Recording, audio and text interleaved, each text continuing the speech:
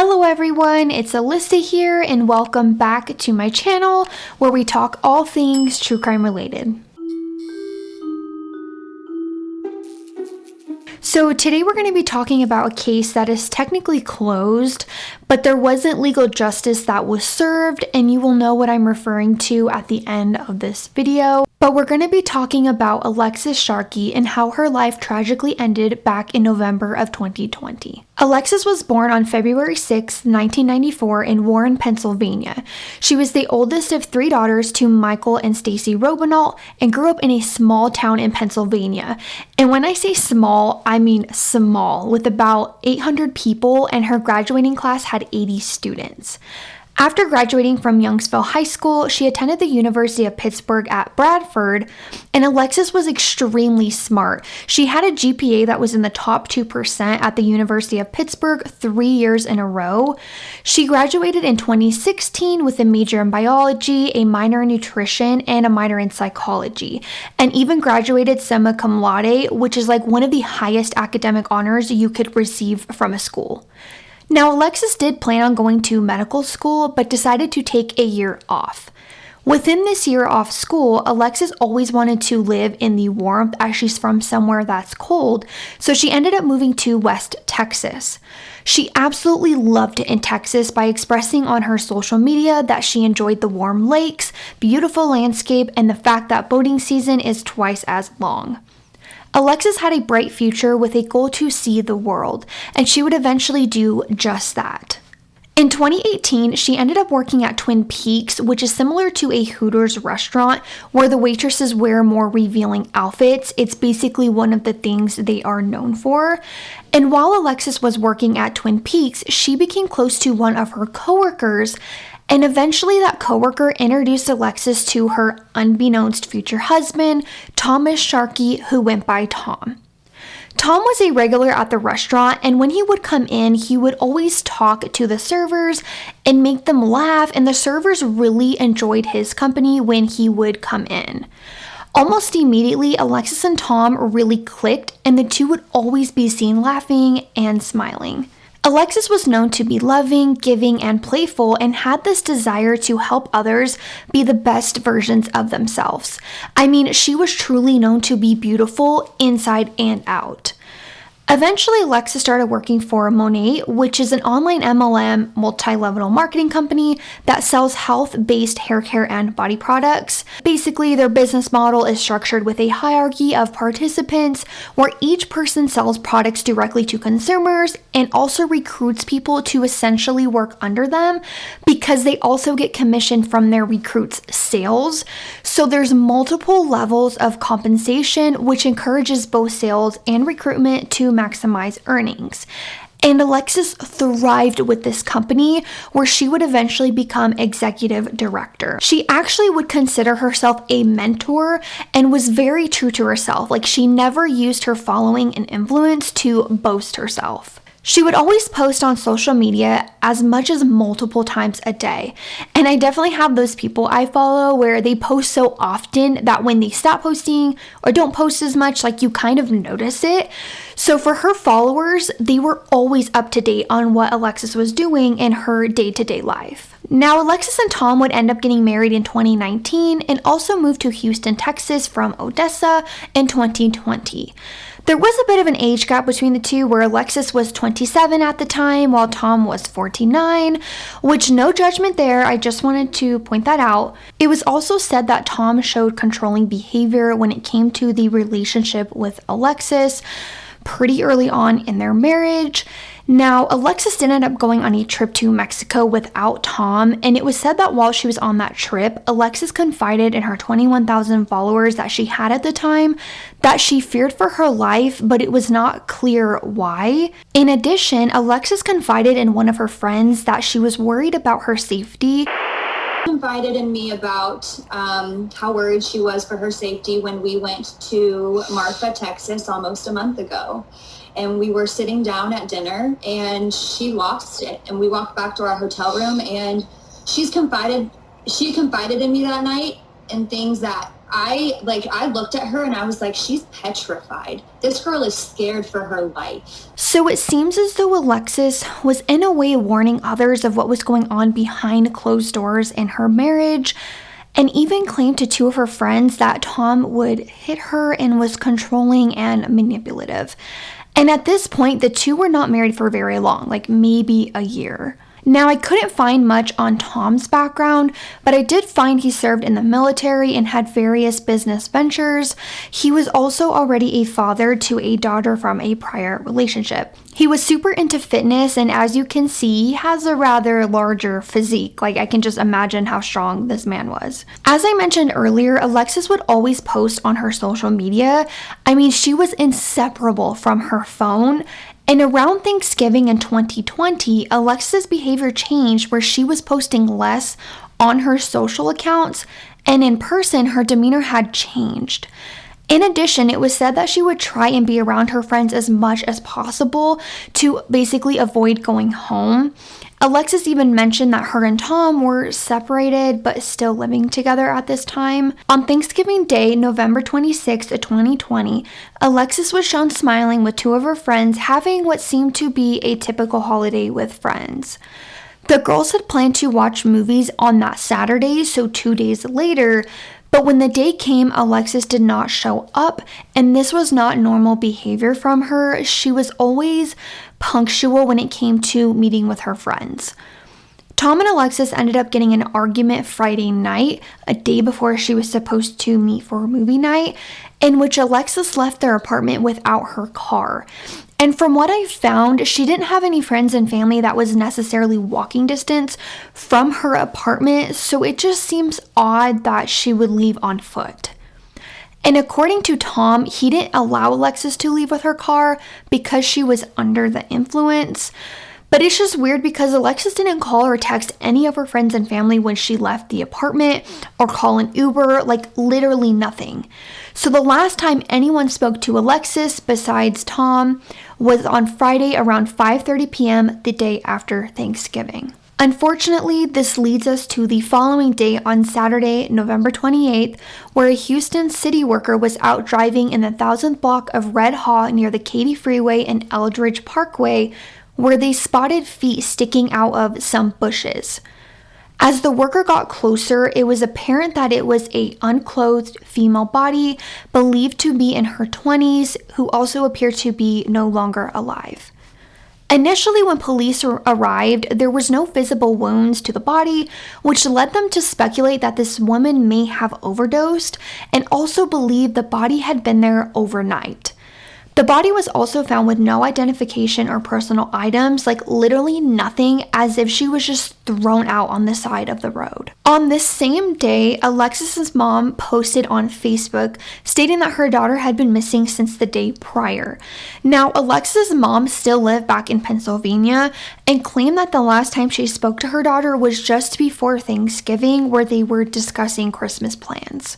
Unfortunately, their worst nightmare would come to light when the body on the side of the road was identified as 26-year-old Alexis Sharkey.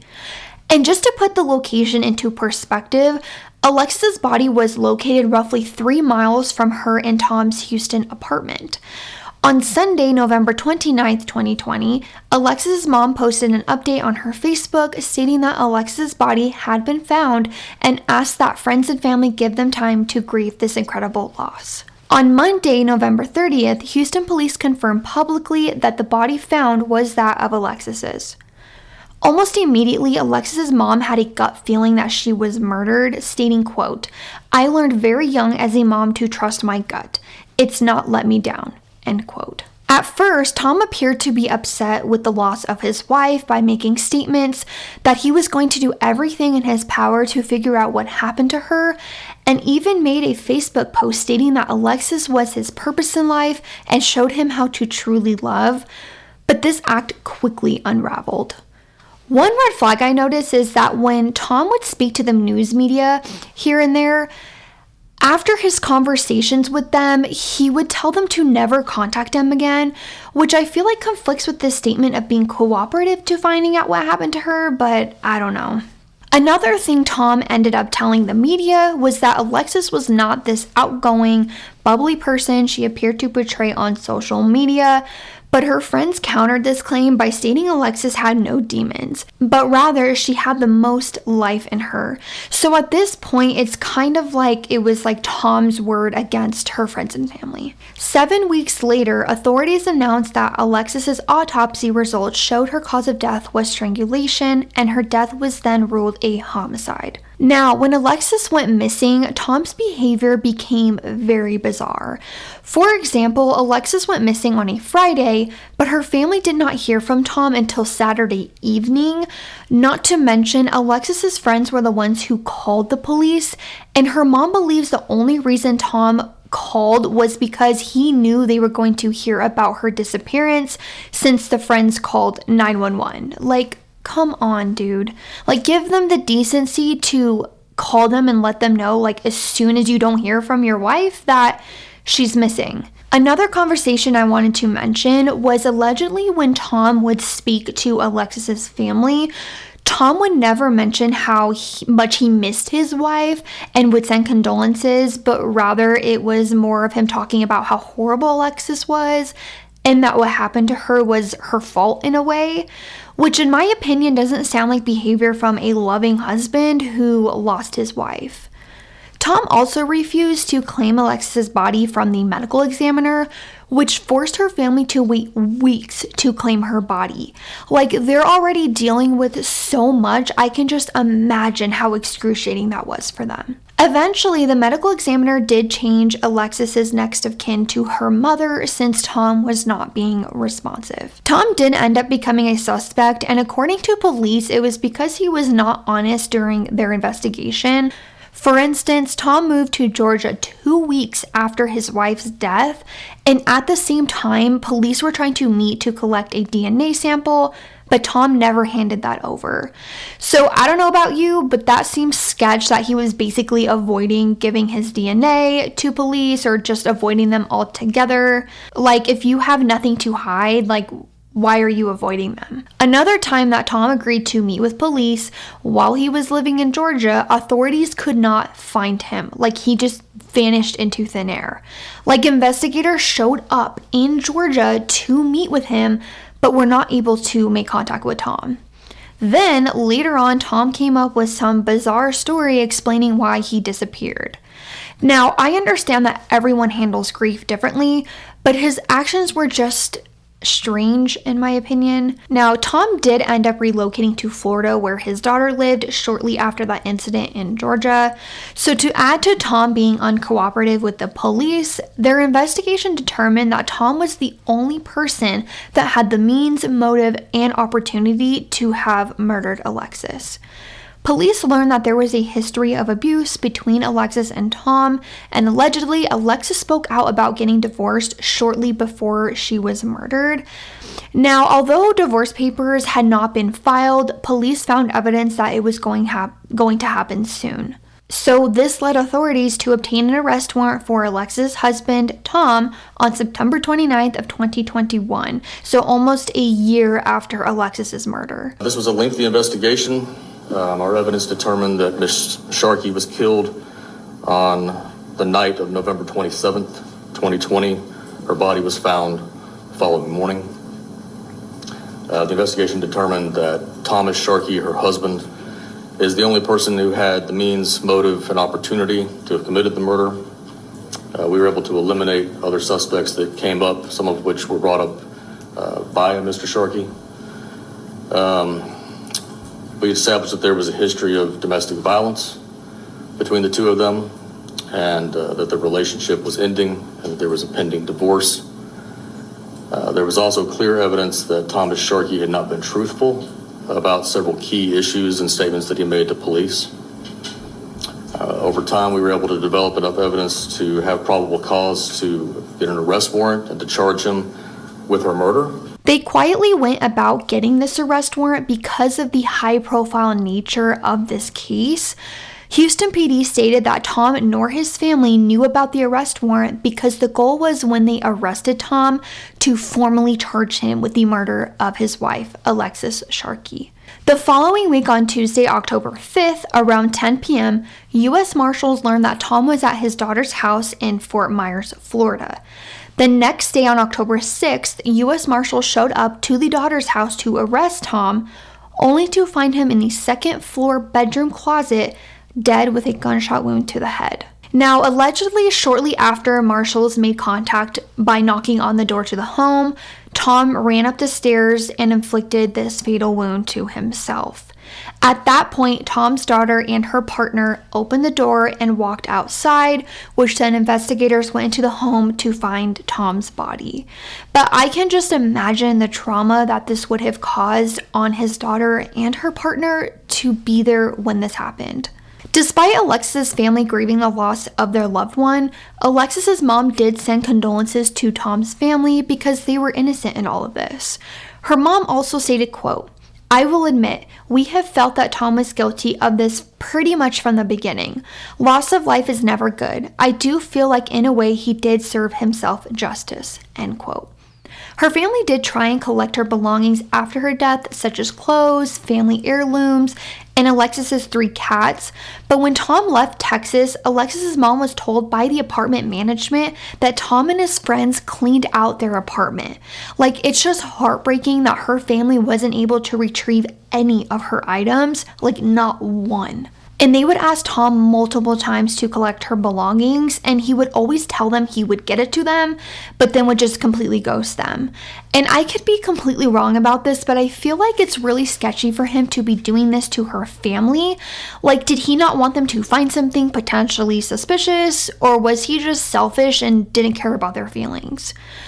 I don't know, but I just can't shake that something's off about that situation. So technically this case has been closed since the death of Alexis's husband Tom, because he was the prime suspect in her murder. I know this case happened a few years ago, but my heart definitely still goes out to Alexis's family and loved ones.